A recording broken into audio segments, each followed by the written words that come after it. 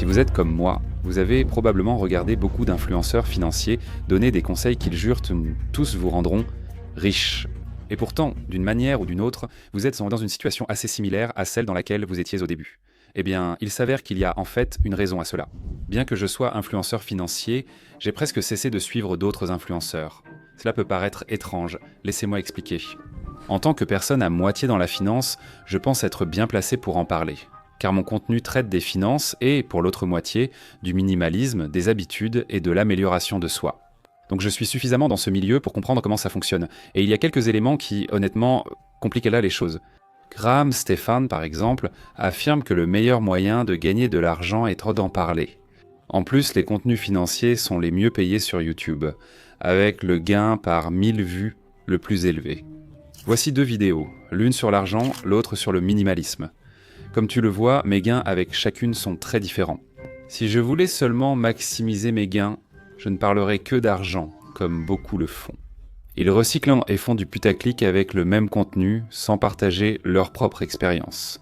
C'est strictement un business, et ce business gagne de l'argent sur votre dos. Parce que les banques, les compagnies à vente de cartes de crédit et différentes entreprises montantes financières paieront beaucoup d'argent pour avoir des publicités sur ces vidéos. Les sponsors PND+, donc parler de gagner de l'argent rapporte, mais cela pose un conflit d'intérêts. Donc l'une des premières raisons principales pour lesquelles j'ai arrêté de regarder des vidéos financières des youtubeurs dans cet aspect du faites ce que je dis, pas ce que je fais. Même en citant Dave Ramsey, Graham Stephan, André, Jake et beaucoup d'autres, il y en a énormément.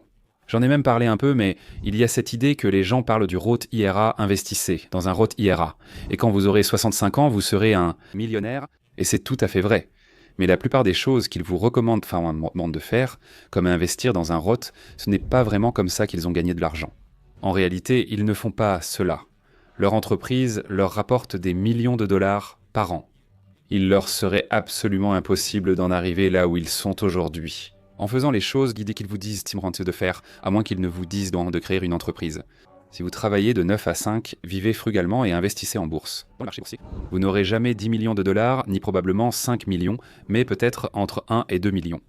Une fois à la retraite, si vous êtes très économe et que vous travaillez très dur pendant la majeure partie de votre vie. Si, comme moi, vous vous intéressez à l'indépendance financière et à la retraite anticipée, ces options principales ne seront pas idéales pour vous. Je comprends que pour beaucoup, ces conseils sont utiles. Il faut planifier sa retraite. Je trouve intéressant que leur principale source de revenus ne soit pas celle qu'ils conseillent. Pour vous, la plupart ne gagnent pas ainsi leur argent. Ils parlent des actions à dividendes, ils parlent de VTI, ils parlent du Roth IRA, ils montrent alors des graphiques prouvant qu'en investissant X dollars par semaine, vous serez millionnaire en 40 ans. C'est comme, ouais, tu ne vas pas pouvoir jouer par exemple avec tes enfants. Alors, ce n'est probablement pas le bon état d'esprit, mais peu m'importe, ce n'est pas mon objectif. Ensuite, il y a l'effet télé-réalité. Je regardais Dave Ramsey et, plus récemment, Financière Audit, et je ne les critique pas du tout. Je pense que ce sont d'excellents services pour les personnes qui commencent tout juste à gérer leurs finances. Peut-être qu'ils sortent de l'endettement et apprennent les bases, mais moi j'ai lu une centaine de livres. Sur les finances, j'ai étudié ça et je m'y suis plongé à fond pendant très longtemps. C'est devenu de la télé-réalité pour moi. Les gens appelaient ou étaient là à la table et parlaient des choses les plus folles. Et c'était du genre, je suis endetté de 50 000 €, je travaille chez McDonald's où je dépense des sommes folles pour certaines choses. Et même si ça peut aider certaines personnes, pour moi c'est juste devenu de la télé-réalité. C'était comme un incendie de benne à ordures. On ne pouvait tout simplement pas détourner le regard. C'était de plus en plus fou et dramatique. Il devait à moi se surpasser pour attirer le public. Donc c'est quelqu'un d'encore plus fou. Il y a même une personne sans abri maintenant.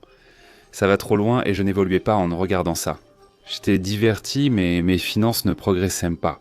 Ce n'était pas, en réalité, ça ne m'aidait pas.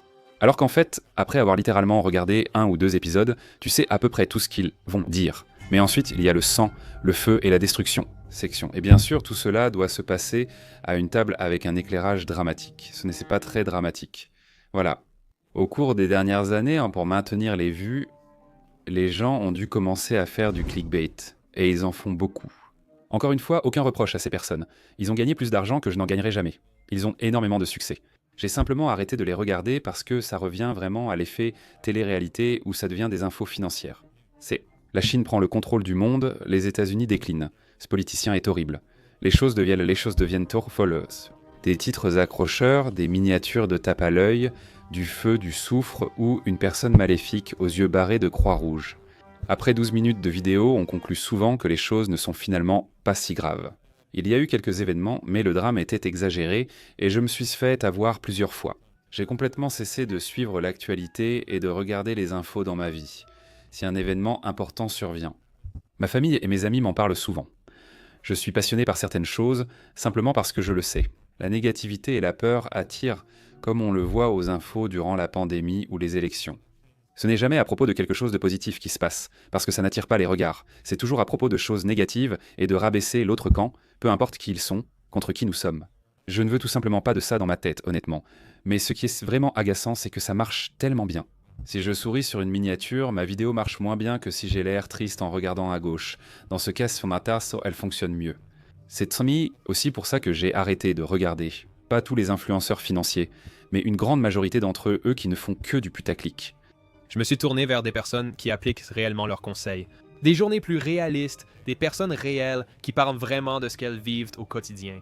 Au lieu de simplement vendre de la négativité et de la peur, parce que c'est honnêtement ce qui se vend, mais moi je ne veux pas l'acheter.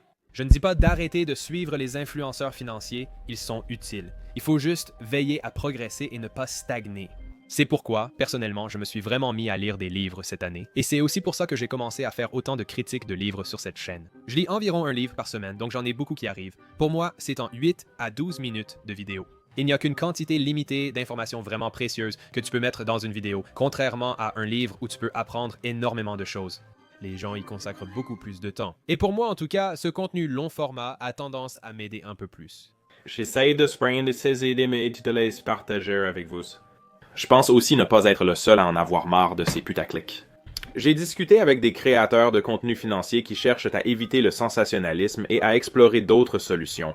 Et j'ai même fait un test moi-même où j'ai réalisé une vidéo un peu putaclic basée sur la peur, et en fait, elle n'a pas bien marché. Ce qui Je suis super, car cela montre que vous en avez aussi assez. Je pense que c'est un très bon signe.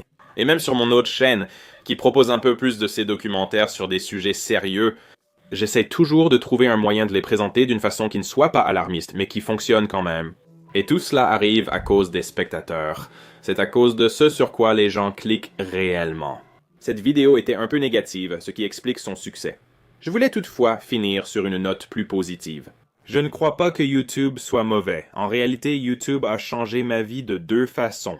Premièrement, j'ai appris tellement de bonnes habitudes, de leçons sur l'argent et tellement de choses différentes sur YouTube grâce à d'autres YouTubeurs. Les gens discutent de finances, d'habitudes, de minimalisme. Tout cela a changé ma vie. Et c'est pour ça que je continue toujours à créer du contenu. Parce que d'autres personnes sont venues me dire que ce que j'ai fait a amélioré leur vie. Et je trouve ça absolument, c'est incroyable. Et la deuxième chose qui est à la fois bonne et mauvaise, c'est que n'importe qui peut lancer une chaîne YouTube. Avant cette chaîne YouTube, je n'avais jamais utilisé de caméra et je n'aimais pas être prise en photo. Je n'avais aucune expérience pour parler. Ma première vidéo n'était pas montée, je ne savais pas faire. Ensuite, j'ai créé quelque chose qui a permis à ma femme de quitter son travail.